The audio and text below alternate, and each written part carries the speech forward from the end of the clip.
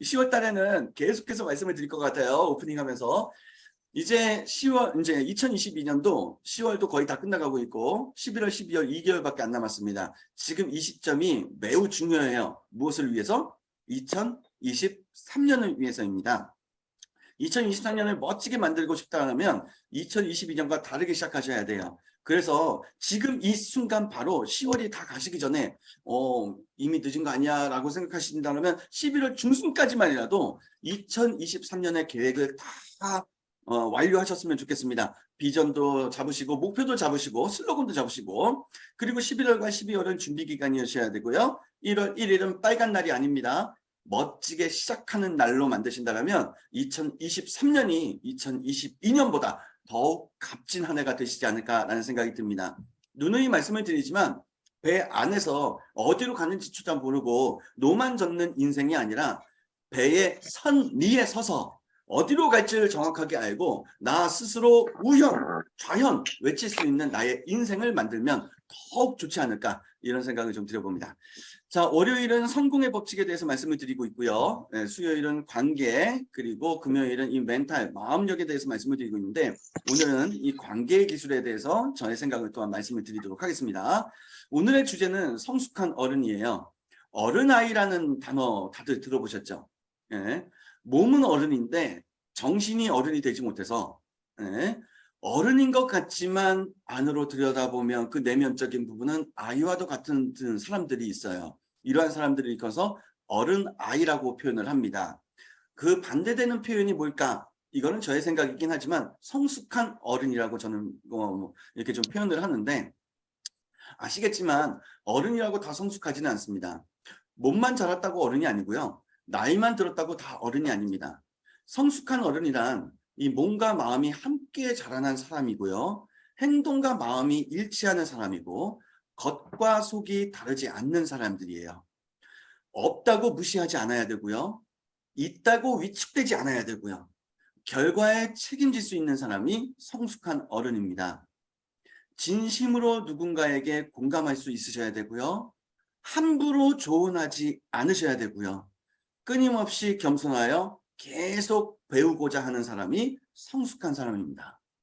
그렇기에 어쩌면 성숙한 어른이란 완성형이 아니라 우리가 이루어야 할 진행형 목표일지도 모릅니다.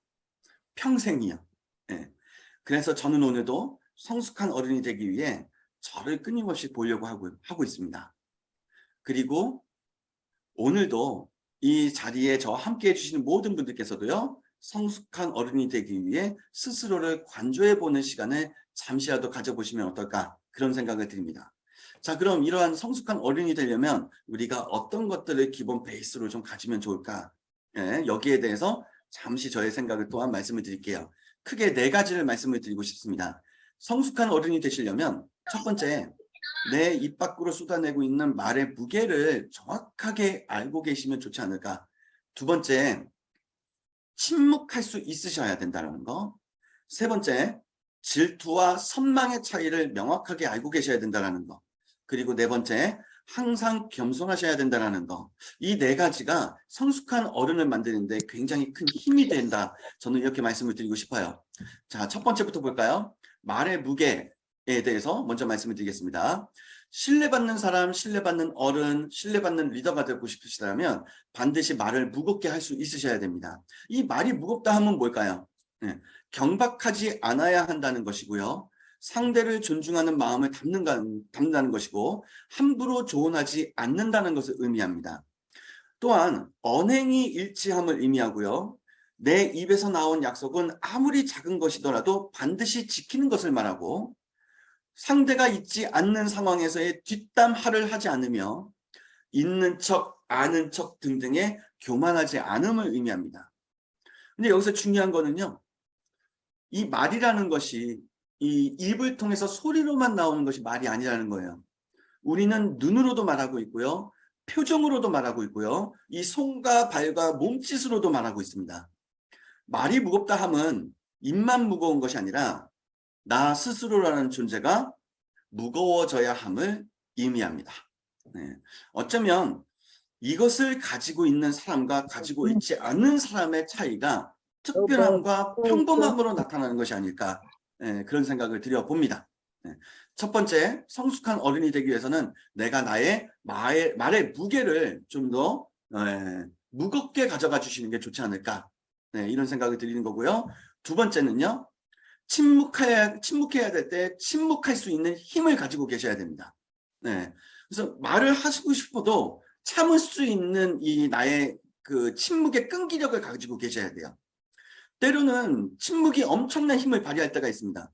사랑하는 사람이 만나자마자 오늘 하루 힘들었던 일을 말할 때, 그럴 때 네, 왜 힘든데 왜 했는데 그런 거 아니야. 아유 네가 좀 더 잘해주겠어. 이렇게 얘기하는 것보다 오히려 침묵하면서 손만 잡아주는 것.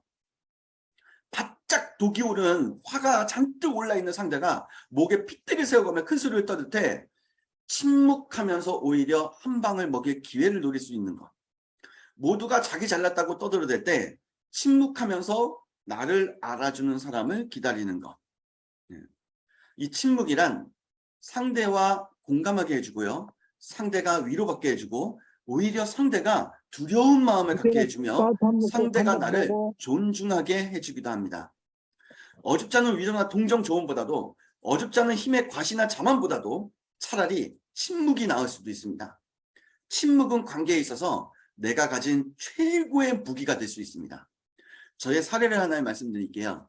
제가 오프라인 모임에 좀 참여하는 게 있는데 한 200여 명 모여 있는 곳이에요. 근데 그곳에서 이제 시간이 정도 지나면 기수 근제 회장이라고 하잖아요. 회장이 이제 2년제로 좀 바뀌는데 제가 이제 왜 그러셨는지 모르겠지만 저를 회장 추천하셔가지고 그 모임에 제가 회장이 돼서 1년 동안 봉사해야 되는 어떤 상황을 맞이한 적이 있습니다. 그래서 회장 취임을 하고 불과 한 달도 채 지나지 않은 시점에서 사람들이 저한테 와서 이야기를 하기 시작을 해요. 너 괜찮냐고. 최 사장 괜찮아? 최 대표 괜찮아? 저는 뭔지도 몰랐어요. 그래서 도대체 왜 그러십니까? 라고 물어봤더니 그 모임의 한 분이 저를 그렇게 뒷담화하고 다니신다는 거예요. 저 사람이 회장이 되었으니 우리 모임 이제 갈 때까지 갔다. 안 될 거다. 뭐 등등으로 저는 그 사람에게 아무런 피해를 준 적도 없는데 그 사람이 저를 뒷담화를 하고 하고 다니셨던 거죠. 그래서 그런 이야기를 들으는 순간 속에서는 천불이 나죠. 그런데 한편으로는 제가 그래 내가 더 잘하면 되지. 침묵하자. 뒷담화에 대해서는 침묵하자. 오히려 내가 그런 이야기를 들었을 때 다 그분도 생각이 있어서 저에 대해서 표현하신 것일 거예요. 등등으로 오히려 저는 그분을 옹호해드리고 그런 시간이 어느 정도 지나니까 그 뒷담화에 동조하셨던 모든 분들이 오히려 다 저를 응원해주는 사람들로 다 이렇게 마인드의 변화가 이제 생겨나시더라고요. 자, 오히려 침묵이라는 것이 나의 편을 만들고 나를 지지해주는 사람을 만드는데 엄청난 힘을 발휘할 수도 있다라는 겁니다. 이야기하고 싶으신 어떤 부분이 있더라도 오히려 이야기하시기 전에 한 번쯤만 스스로에게 질문을 던져주셨으면 좋겠어요. 침묵하는 것이 더 좋지 않을까? 침묵하는 것이 더 좋지 않을까? 한 번쯤만 생각을 해주시고 표현하고 싶은 부분이 있다면 표현해 주시면 더 좋지 않을까? 이런 생각도 드려봅니다. 자, 성숙한 어른이 되는 힘. 첫 번째는 말의 무게, 두 번째는 침묵입니다. 이제 세 번째입니다. 우리가 성숙한 어른이 되시려면 질투와 선망의 차이를 명확하게 알아주셨으면 좋겠어요. 부대끼면서 살아가시다 보면 나보다 못난 사람도 만나고 잘난 사람도 만날 수 있기 마련이겠죠. 문제는 나보다 잘난 사람을 곁에 두었을 때입니다. 쿨한 척, 정말로 쿨한 척. 부러우면 진다라는 말을 내뱉으며 애써 외면하려 하시지만 여기에서부터 인생이 달라질 수도 있습니다. 스스로를 끊임없이 관찰하셨으면 좋겠어요. 나는 그를 질투하고 있는가? 아니면 선망하고 있는가? 질투는 곧 시기이고 미움이지만 선망은 닮고자 하는 마음이고 선망으로 인해 우리는 한 걸음 더 내디딜 수 있는 힘을 얻을 수가 있습니다. 질투는 열등감의 발로이지만 선망은 성장의 촉진제가 될 수도 있죠. 그렇게 성숙한 어른은요. 질투하는 대신에 선망을 합니다.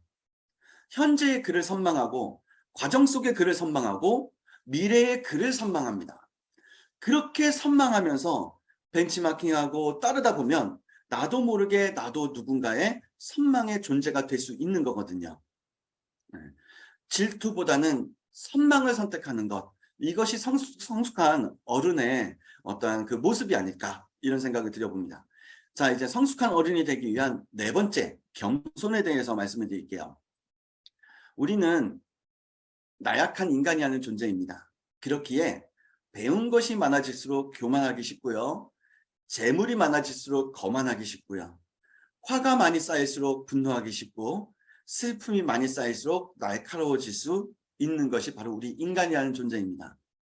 하여 우리는 우리 안에서 진정으로 겸손한 사람을 찾기가 그렇게 쉽지 않습니다. 제가 생각하는 겸손이란 타인을 존중하고 스스로를 내세우지 않음입니다. 겸손이란 내가 소중한 만큼 타인도 소중함을 아는 것이고요. 약하다 하여, 나보다 약하다 하여 측은지심으로 보지 않고 나보다 강하다 하여 굽히지 않는 사람을 그냥 사랑으로 보는 마음입니다. 배우면 배울수록 부족함을 느끼는 것이 겸손이고 채우면 채울수록 나눌 수 있는 것이 겸손입니다. 선을 행하시면서 바라지 않음이 겸손이고요.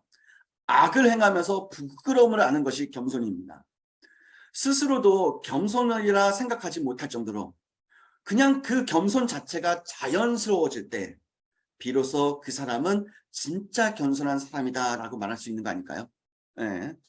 자, 성숙한 어른이 되기 위해서 크게 네 가지를 말씀을 드렸습니다. 첫 번째는 뭘 말씀드렸죠? 말의 무게. 네, 두 번째는 침묵. 세 번째는 질투보다는 선망을 선택하자. 그리고 네 번째 겸손.